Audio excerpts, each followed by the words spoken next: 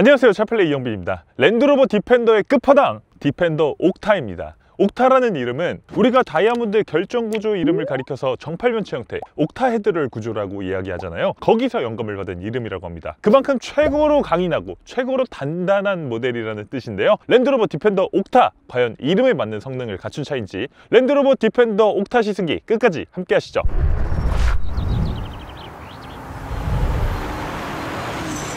랜드로버 디펜더 옥타! 디펜더에서 가장 강력한 성능의 모델이라고 하니까 엔진의 실력부터 한번 보도록 하겠습니다. 여기 핸들에 옥타 버튼이 있어요. 이 버튼을 한번 누르면 다이내믹스 모드가 되고요. 이 버튼을 꾹 누르면 빨간색으로 바뀌면서 옥타 모드가 됩니다. 이 옥타 모드는 오프로드에서 가장 뛰어난 성능을 보여주는 모드라고 하고요. 기본적으로 한 번 눌러서 생기는 이 다이내믹 모드는 온로드에서 가장 강력한 모드라고 해요. 저희는 먼저 온로드에서 강력한 이 다이내믹 프로그램으로 드라이빙 모드를 설정해 놓고 주행해 보도록 하겠습니다. 가속! 오! 직진 가속력이 일단 미쳤습니다. BMW S68 엔진이 장착되어 있습니다. 4.4L V8 트윈 터보 엔진이고요. 최고 출력은 635마력, 최대 토크는 무려 81.6kgm 라고 하는데, 야, 진짜 그 출력에 걸맞는 어마어마한 가속력을 보여줍니다. 와, 이만한 차체를 이런 파워로 밀어준다고? 정말 믿겨지지가 않을 정도의 강력한 출력을 보여주고 있네요. 그러면서 시속 100km까지 가속 시간, 이 제로 100은 단 4초에 불과하다고 합니다. 와, 진짜 그 출력이 즉각적으로 휠에 뿌려지는 그런 느낌이 있습니다. 아니, 배기음도 미쳤습니다. 배기음도 와, 배기음도 우리가 가솔린을 사랑하는 이유가 바로 이런 것 때문 아니겠습니까? 이 V8 엔진의 이 감성이 너무나 훌륭합니다. 우르르르 하는 그 엄청난 뎁스의 사운드가 이 대배기량 8기통 엔진에서만 느낄 수 있는 고유의 사운드라는 생각이 드네요. 이런 것도 이 디펜더 옥타의 재미를 한층 더 배가시켜주고 있습니다. 아우, 진짜 훌륭하네요. 배기음과 이 넉넉한 가속력과 정말 소위 말하는 빠따감 있는 출력과 이 모든 것들이 합쳐져서 이 랜드로버 디펜더 옥타가 가장 강력한 디펜더임을 확인시켜주고 있습니다. 이 635마력이라는 엔진 출력을 어떻게 휠로 뿌려줄 것이냐, 어떻게 이 노면으로 전달할 것이냐, 이거가 사실은 가장 중요하다고 할 수 있는데, 이 랜드로버 디펜더 옥타 같은 경우는 이 BMW의 엔진과 찰떡궁합이라고 할 수 있는 이 ZF-의 8단 자동 변속기가 탑재되어 있습니다. 그래서 이 운전자의 마음에 맞게 딱 변속해주는 그런 변속기를 갖추고 있어요. 역시 BMW의 엔진과 이 ZF 8단 자동 변속기의 궁합은 정말 설명할 필요가 없을 정도로 뛰어났다는 생각이 듭니다. 그래서 내가 지금 가속 페달을 밟았을 때 내 마음에 지금 딱 맞는 단수로 변속기가 찾아가 주는 그런 느낌이 들어요. 정말 스포티하게 주행을 할 때 말이죠. 그리고 지금처럼 이 다이내믹 모드가 아니라 일반적인 이 터레인 리스폰스 자동 모드로 선택해서 편안하게 주행을 하는 상황에서도 변속기가 이 일상 상황에 맞는 딱 알맞는 단수, 딱 알맞는 RPM을 찾아서 간다는 그런 생각이 듭니다. 정말 뛰어난 엔진과 변속기의 궁합을 갖추고 있어요. 가죠. 우와.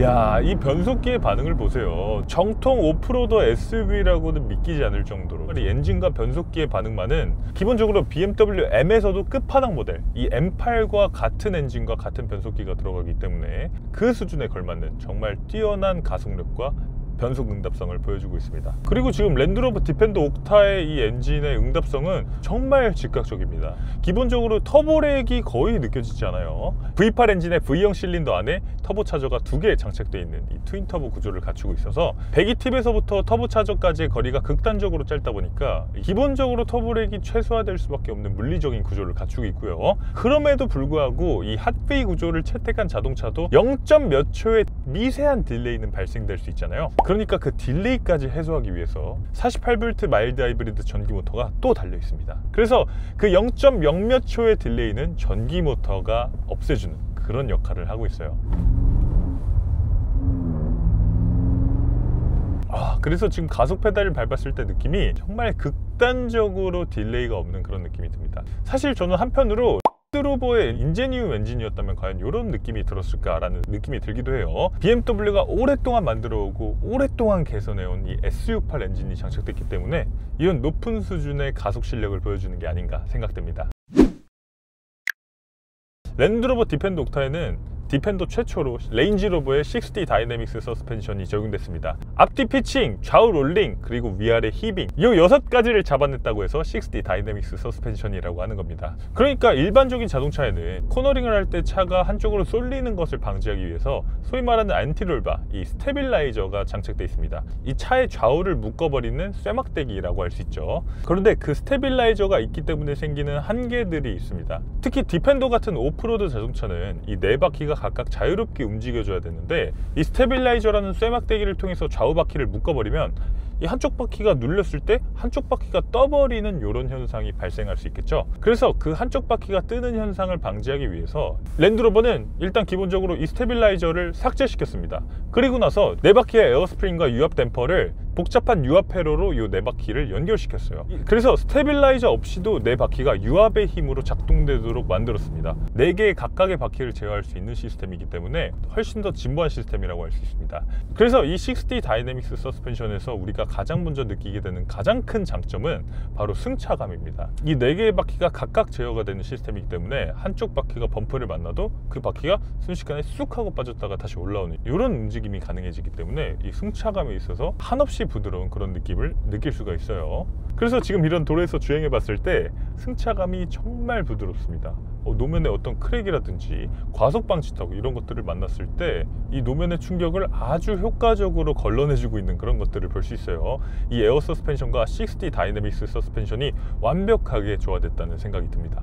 그래서 일단 승차감이 좋다는 거, 이게 첫 번째 장점이고요. 두 번째 장점은 이렇게 코너링을 할 때입니다.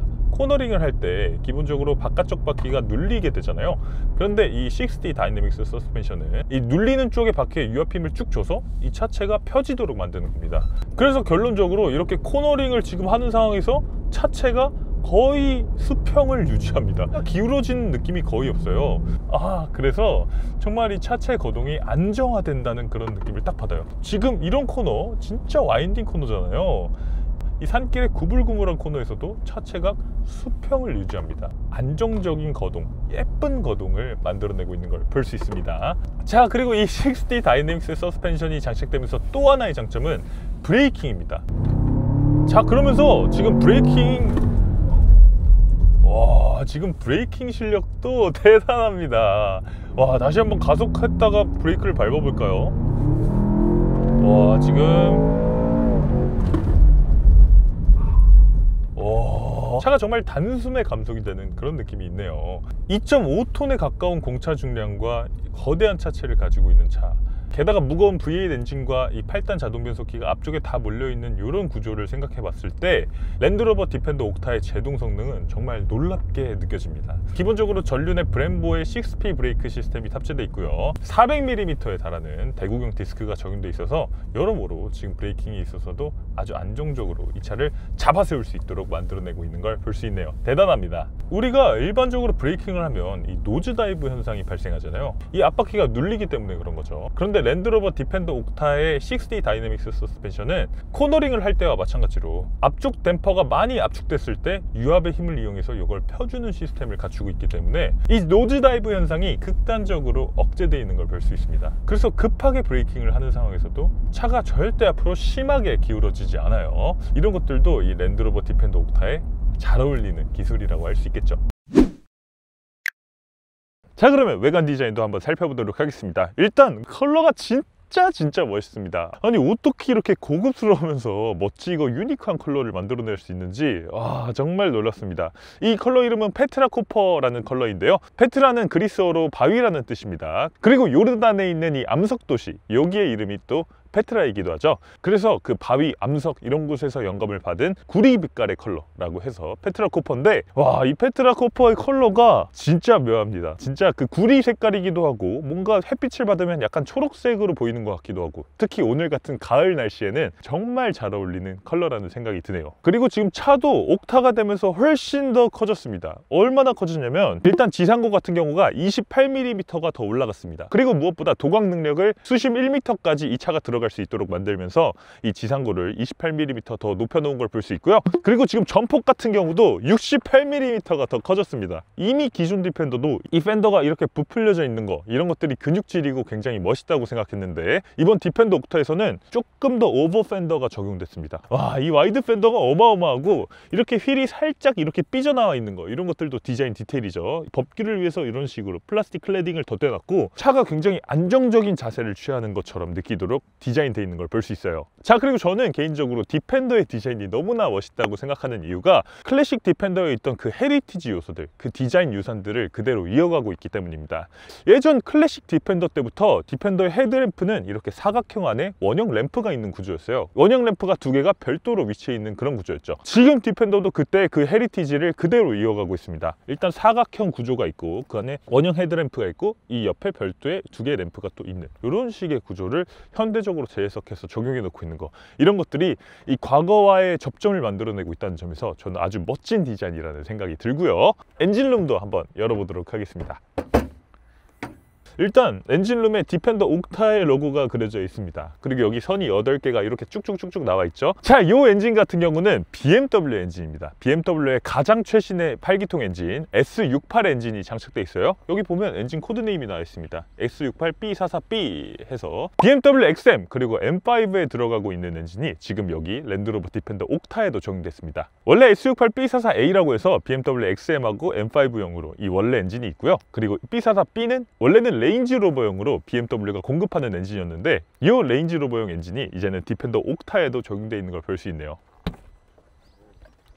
BMW가 직렬 6기통만 잘 만드는 회사로 일반적으로 알고 있지만 BMW의 V8 엔진도 정말 유명합니다. BMW는 최초로 핫V 구조를 만든 회사이기 때문이에요. V형 실린더 블록 안에 트윈 터보 차저를 넣은 구조, 그 구조를 처음으로 만든 게 이 BMW였습니다. 그 핫V 구조를 만들면서 처음에는 열 관리에 굉장히 애를 먹었어요. 뜨거운 블록 안에 또 뜨거운 것들이 들어가 있다 보니까 이 열 관리에 굉장히 애를 먹고, 그래서 성능은 정말 뛰어나지만 내구성은 약했던 그런 시기도 있었는데 BMW가 그걸 N63 엔진, S63 엔진, S68 엔진까지 이 V8 엔진을 계속해서 개선하면서 이제는 이 열 관리에 있어서도 충분히 훌륭한 성능을 보여주는 그런 엔진을 갖춘 걸 볼 수 있습니다. 여기 보면 가레트 터보가 이렇게 2개, 트윈 터보가 V형 실린더 안쪽에 있는 핫V 구조를 똑같이 채택하고 있는 걸 볼 수 있습니다. 아, 측면 디자인도 정말 어마어마합니다. 22인치 휠이 들어갔습니다. 피렐리 스콜피온 타이어가 기본으로 장착됩니다. 자, 그리고 안쪽에 서스펜션 구조를 보면 그래서 차고를 조절할 수 있는 에어 서스펜션 시스템이 장착되어 있는 거 볼 수 있고요. WEC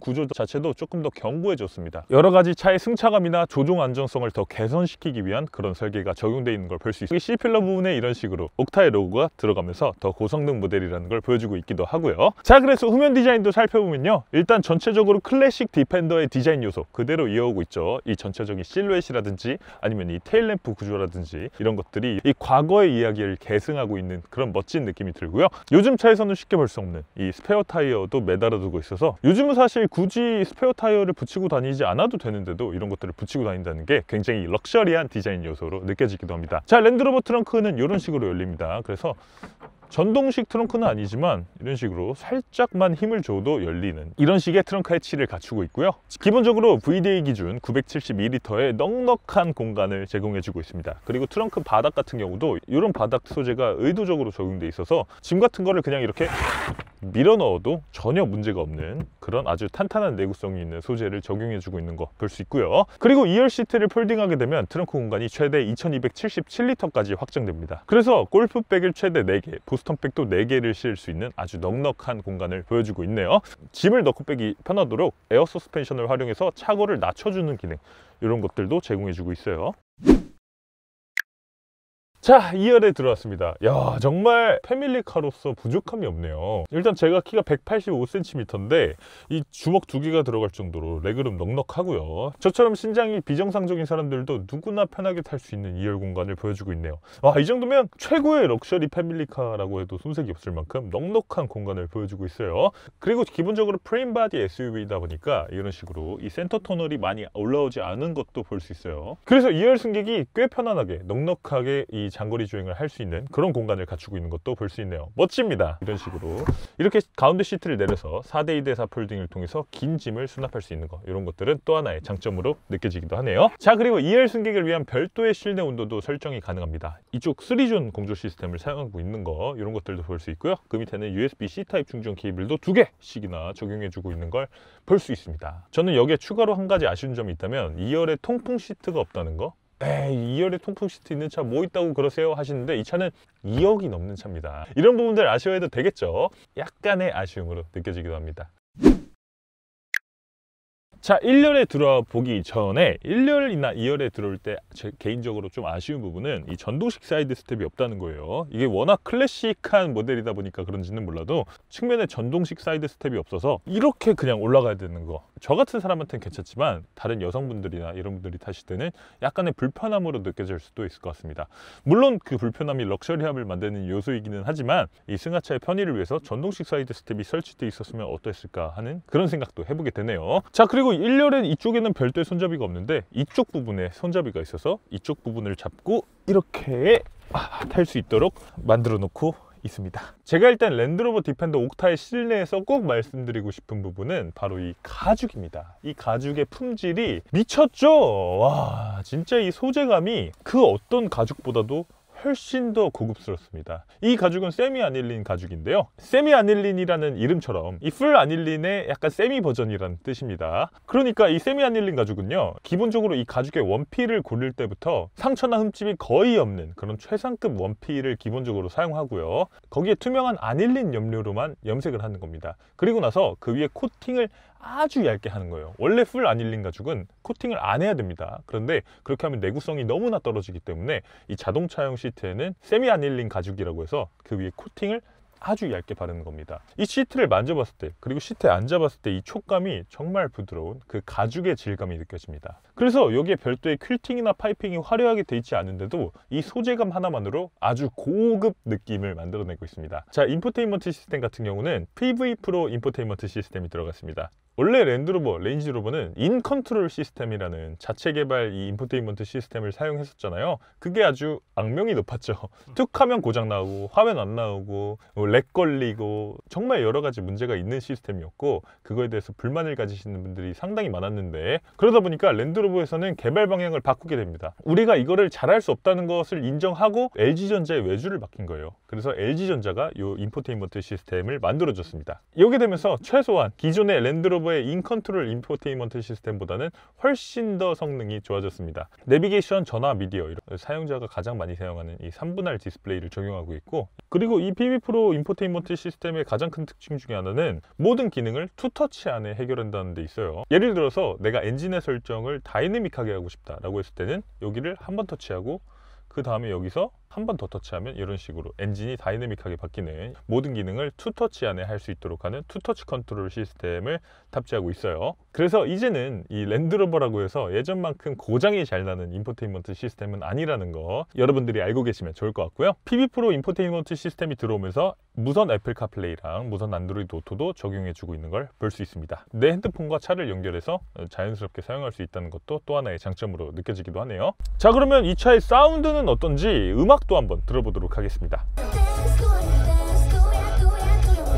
기본적으로 메리디안 사운드 시스템이 적용됐습니다. 스피커는 15개를 갖추고 있고요. 최고 출력은 700W의 출력을 갖추고 있는 이 사운드 시스템인데요. 사실 이 차의 가격을 생각하면 이 음질의 해상도나 스피커의 출력이나 이런 부분에서 기대했던 것보다는 살짝 아쉽다 라는 생각이 들기도 합니다. 자, 그런데 이런 기능을 또 하나 갖추고 있습니다. 이 바디앤소울 시트라는 건데요, 이거는 사실 시트에 기본적으로 익사이터이기는 합니다. 이 저음역대 사운드에 맞춰서 시트에 있는 익사이터가 내 몸을 둥둥둥둥둥 쳐주는 기본적으로는 익사이터긴 한데, 일반적인 익사이터보다는 조금 더 고급의 익사이터라고 할 수 있습니다. 음악의 저음역대 대략 20Hz에서 130Hz를 정밀하게 진동으로 변환해주는 시스템이에요. 킥드럼이 쿵 하고 때리는 타격감, 그리고 베이스 기타가 그르릉 하고 연주하는 그 라인을 구분해서 정확하게 우리의 등으로 전달해주는 그런 기능을 갖추고 있습니다만, 기본적으로 사운드의 해상도가 더 좋았다면 어땠을까 라는 그런 생각도 해보게 되네요.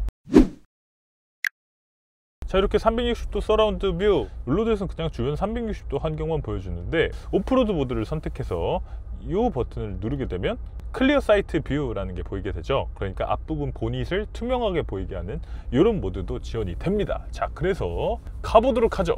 오늘 살짝 축축한 노면인데 오프로드에서 야, 진짜 확실히 안정적으로 일단 서스펜션 차고를 높여줍니다. 그래서 어떤 차보다 더 자신감 있는, 거의 지프 랭글러랑 비교해도 큰 손색이 없을 정도로 아주 자신감 있는 오프로드 주행이 가능하도록 만들어주고 있어요. 지프 랭글러나 메르세데스 G63 같은 자동차들은 사실 이런 오프로드를 갈 때 이 승차감에 있어서는 어쨌든 불쾌한 느낌을 굉장히 많이 느끼면서 올라가야 되는데, 이 랜드로버 디펜더 옥타는 이 옥타 모드를 켜게 되면 이 지금 오프로드를 이렇게 거칠게 올라가는 상황, 이런 손길에서도 이 사람의 등이나 엉덩이로 전해지는 충격이 그렇게까지 불쾌한 느낌은 아닙니다. 어느 정도 한번 충격이 걸러져서 들어오는 것 같은 그런 느낌을 만들어주고 있네요. 시속 20km가 넘는 속도로 지금 오프로드 길을 주파하고 있는데, 이야, 거침없습니다. 진짜 거침없이. 저 운전자는 좀 쫄리는데 이 차는 더 할 수 있다고, 그냥 자신감 있게 올라갈 수 있다고 말해주는 그런 느낌이 드네요. 우와, 여기 올라갈 수 있나요? 한번 올라가 보겠습니다.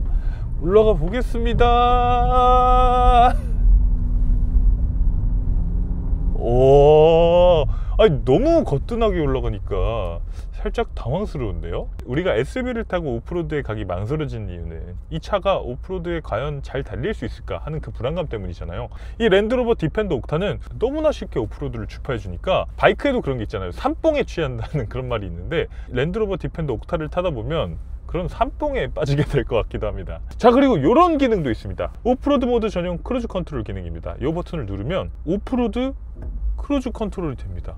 그래서 알아서 저속으로 크루즈 컨트롤을 해주는 거예요. 악셀 페달, 브레이크 페달 아무것도 밟지 않고 있어요. 그런데 차가 시속 12km, 13km의 속도로 자동으로 주행을 해줍니다. 그래서 운전자는 오로지 이 가속 페달이나 브레이크 페달에 신경 쓰지 않고 핸들링에만 집중할 수 있게 만들어주는 이런 기능이 탑재되어 있어서 한층 더 오프로드의 재미를 배가시켜주고 있습니다. 이런 것들이 더해져서 랜드로버 디펜더 옥타는 이 온로드 성능과 오프로드 성능 모두에서 이 최고 수준의 퍼포먼스를 보여줄 수 있도록 만들어진 걸 볼 수 있습니다.